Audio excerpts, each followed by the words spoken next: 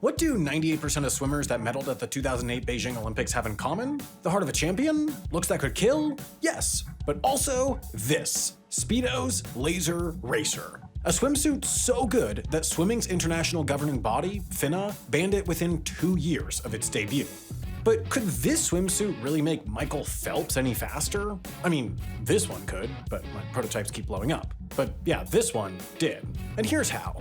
To swim better, faster, or stronger, you can either devote yourself to conditioning and technique, or, and this won't do as much, you could rock a better outfit. It's kind of intuitive. If you swam 2 laps, one in a swimsuit and one in a billowing wool coat, you wouldn't be surprised when your first lap was faster.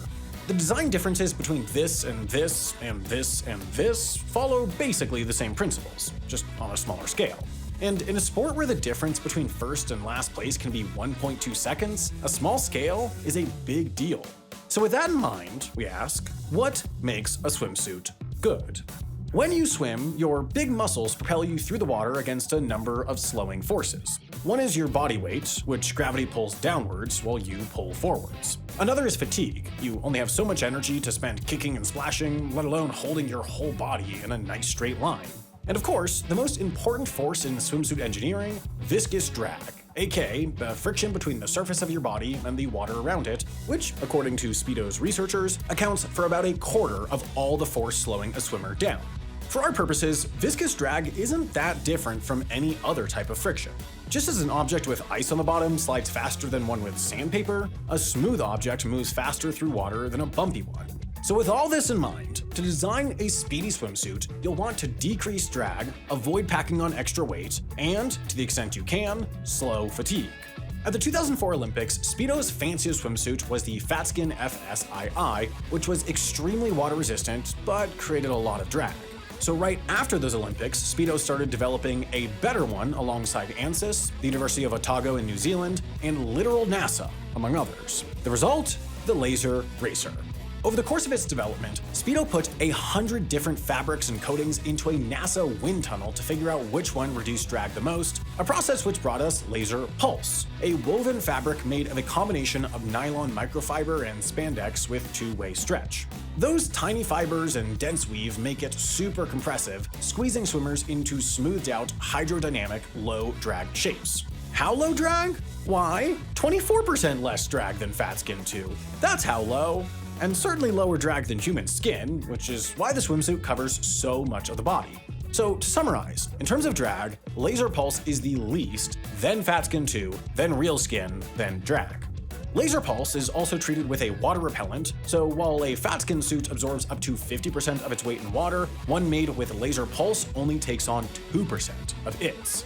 Under the base layer of LZR Pulse, there's the zipper on the inside, thus reducing drag by 8% versus a normal exterior zipper. Also on the inside, something called the core stabilizer.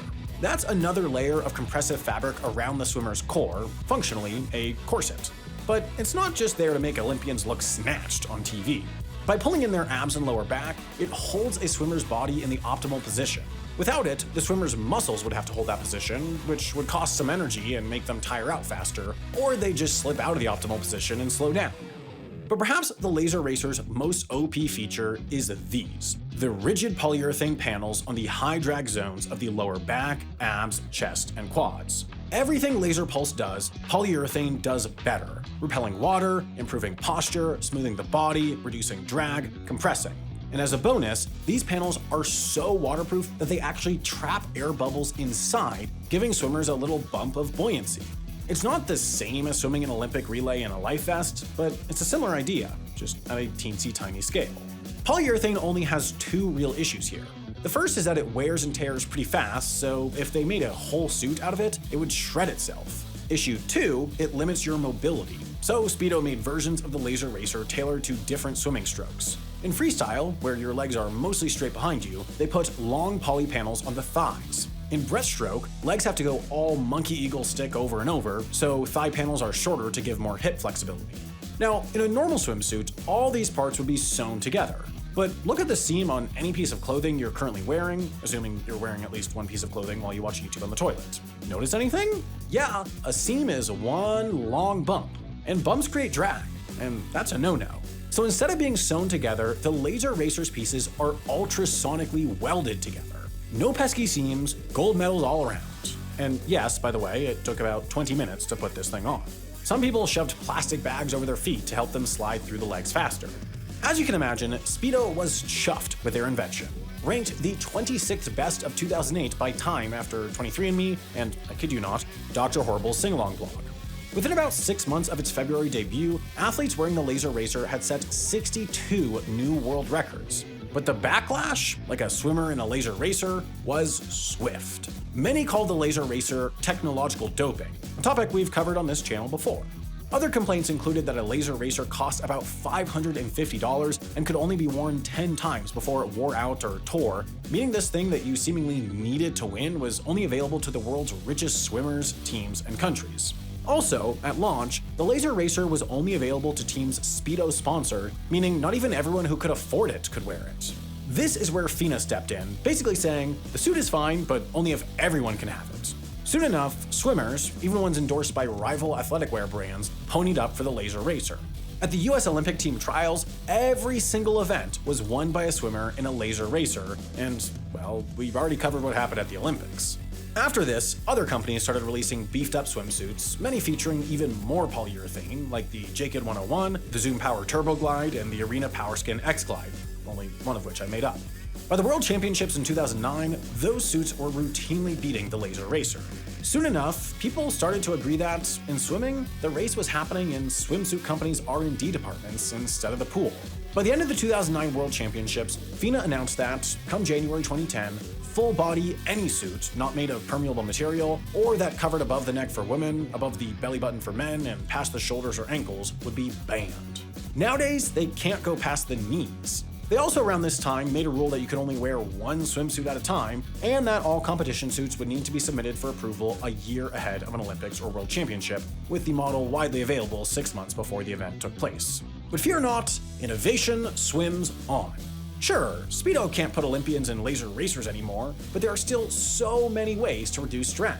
Ahead of the 2016 Olympics, Speedo poured over 55,000 man-hours into researching and developing special goggles tailored to the shape of individual swimmers' eye sockets, a double cap system for the head, and an even more compressive suit fabric that, altogether, they claim will reduce a swimmer's drag by up to 16%. Is that technological doping, or just kind of dope?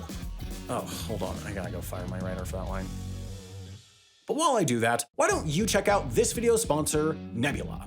It's a streaming service I started alongside some friends a few years back, and it is, simply put, the best way to watch and support so many of your favorite creators like PhilosophyTube, TierZoo, Real Life Lore, Not Just Bikes, and of course, me!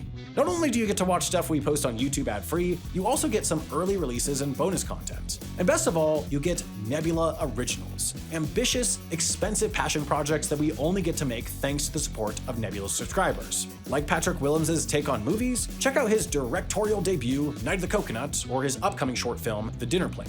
Miss when Lindsay Ellis used to post here? Check out her Nebula original about Guy Fieri. Like watching me and my coworkers subject ourselves to a grueling travel-based game show? Watch us subject other people to an even more messed up travel-based game show on The Getaway. In short, Nebula has something for everyone, especially you.